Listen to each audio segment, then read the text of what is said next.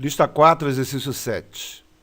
A figura abaixo apresenta um corte transversal de um fio retilíneo e uma casca cilíndrica infinitos e paralelos. As correntes que atravessam os dois corpos são antiparalelas e distintas, IF e IC. Utilizando a lei de Ampère, calcule o campo magnético em P devido ao fio, o campo magnético em P devido à casca, o valor da corrente do fio em função da corrente da casca, para que o campo total P tenha o mesmo valor, módulo, direção e sentido, do campo total e do centro do cilindro no ponto Q. Bom, o que a gente tem aqui é um cilindro, né, e um fio infinitos. Eles têm a mesma simetria, então o campo magnético gerado por cada um deles é circular em torno dele, pelo menos no fio, é circular em torno dele e tangente a essa parte. Circular perpendicular à direção radial. Bom, eu conheço o campo gerado por um fio, tenho condição pela lei de Ampère de calcular ele, mas a forma pelo qual eu calculo é a mesma que o cilindro. Então vamos começar pelo cilindro. Vamos começar a calcular o campo magnético no cilindro, a partir de uma corrente IC gerada para fora. Essa corrente IC gera um campo magnético para baixo neste ponto P, certo? Por quê? Porque por simetria ele é perpendicular à direção radial, porque qualquer pedacinho de fio desse lado gera um campo assim, você vai ter simetricamente um outro pedacinho de fio que vai gerar um campo assim. As componentes da direção radial vão se anular e só vai sobrar a componente perpendicular à direção radial. Então o campo é perpendicular à direção radial por simetria. A uma mesma distância do centro do cilindro, o campo tem o mesmo módulo. Por quê? Porque cada par de fiozinhos que gera este campo, eu tenho um par de fiozinhos que geram o mesmo campo a mesma distância. Então, se eu somo os pares de fiozinhos para um ponto, se os dois estão à mesma distância, você vai ter o campo com o mesmo módulo. Consequentemente, eu posso traçar uma amperiana circular em torno do cilindro. Essa amperiana por que é circular? Porque o campo vai ser tangente em todos os pontos da linha circular que eu tracei e vai ter o mesmo módulo, já que a linha circular tem a mesma distância do centro do cilindro. E com isso eu uso a lei de Ampère, quer dizer, eu pego um pedaço de linha DL, certo? DL, onde de tal forma a soma de B escalar DL em todos os pontos da linha, certo? Vai me dar a integral de linha do campo nessa linha fechada. Consequentemente, eu vou poder usar a lei de Ampère. Ora, mas se o campo é tangente à linha amperiana em todos os pontos, então o produto escalar entre eles vai me dar, já que eles são paralelos em todos os pontos, o produto escalar entre eles vai me dar simplesmente o produto do módulo dos dois. Mas o módulo do campo é o mesmo em todos os pontos da amperiana. Se o módulo é o mesmo, eu tiro ele para fora da integral, certo? Me sobra somente a soma do comprimento da amperiana.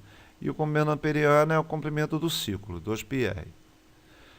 Bom, o que diz a lei de Ampère? Que a soma a integral de linha do campo em todos os pontos da trajetória vai me dar, proporcional à corrente que atravessa internamente a amperiana perpendicular à área dela.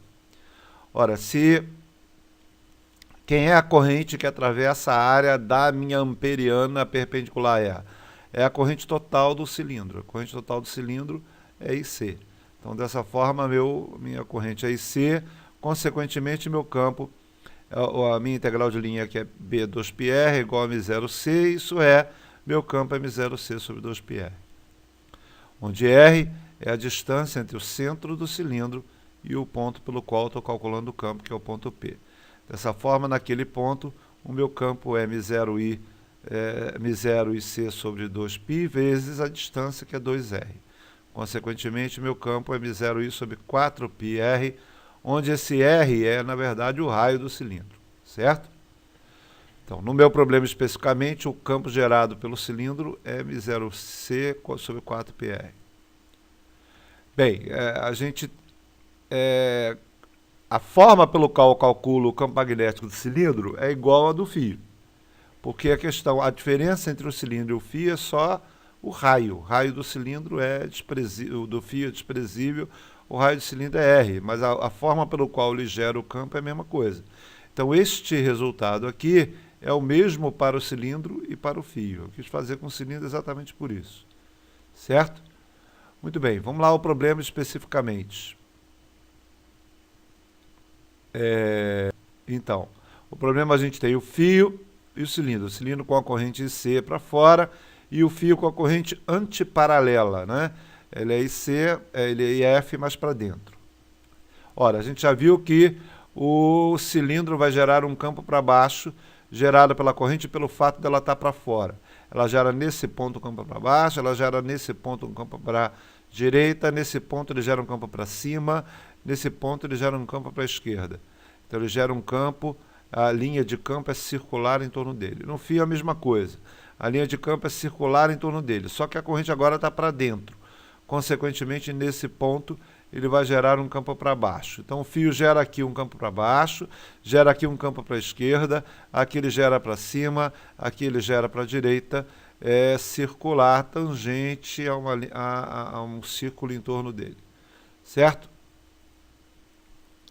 Ora, do mesmo jeito que ele gera um campo para baixo nesse ponto, ele vai gerar um campo para baixo no ponto Q, que é o outro ponto que a gente tem que comparar. E ele vai para baixo por causa da corrente que está para dentro no fio. Bom, o item C quer que a gente compare esses dois campos, esse campo aqui com esse, e saber qual é a relação da corrente para que esse campo total no ponto P seja igual ao campo total no ponto Q. E como é que é o campo do cilindro no ponto Q, que é no centro dele? Ora, por simetria o campo é zero, porque eu não tenho como, qualquer pedacinho de fio que gere um campo nesse ponto, eu vou ter um pedacinho simetricamente oposto que vai gerar um campo no sentido contrário. Certo? No caso, nesse ponto ele vai gerar um campo assim, e nesse ponto ele vai gerar um campo assim. Então, qualquer pedacinho de fio que eu pegue vai gerar um campo, você vai ter sempre um simétrico que vai gerar um campo ao contrário, fazendo com que o campo total gerado pelo cilindro no seu eixo de simetria seja zero.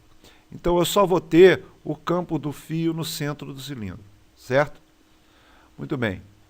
Eu sei que o campo do cilindro no ponto P é M0 IC sobre 4πr, foi a conta que a gente fez anteriormente.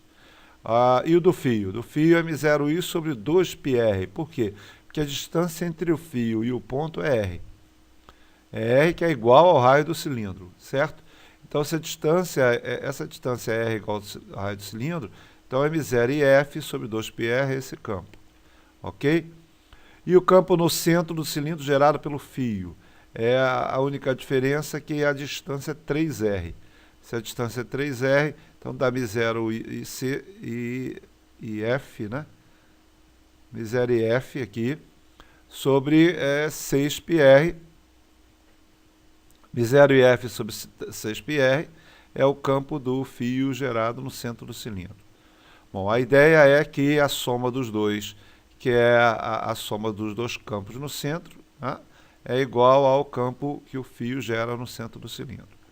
Dessa forma, o M0 e os π's cortam, e o R, né, também. Então, a soma do IC mais sobre 4 mais F sobre 2 tem que ser igual a F sobre 6, para que isso seja satisfeito. Então, para que seja satisfeito, a corrente do cilindro tem que ser menos 4/3 da corrente do fio. Por que deu negativo? Porque o campo magnético cai com a distância. Isso quer dizer que o campo gerado pelo fio no centro do cilindro é menor do que o campo gerado pelo fio no centro, no ponto P. Então não faz sentido eu ter dois campos somados e o módulo ser igual ao do centro. O único jeito de isso ser verdade é, na verdade, a corrente não ser antiparalela. Ela vai ter que ser paralela. Porque vai no mesmo sentido, porque as correntes no mesmo sentido vão gerar no ponto P campos opostos. No caso, o IC gera para baixo, se o F for para fora, ele vai gerar um campo para cima. E aí vai gerar campo para cima dos dois lados, e quando você subtrai, você tem como comparar o campo aqui. E pelo fato da distância entre o cilindro e um ponto P ser maior que a distância do fio até o ponto P, então a corrente do cilindro tem que ser maior que a corrente do fio, para compensar a distância. Então você vai ter, na verdade, dois campos opostos que vão se subtrair, e aí sim você pode comparar com o campo gerado pelo fio no centro. Para isso, então, o cilindro e o fio tem que ter correntes paralelas, e a corrente do cilindro tem que ser maior que a do fio, igual a 4/3 da do fio. É isso.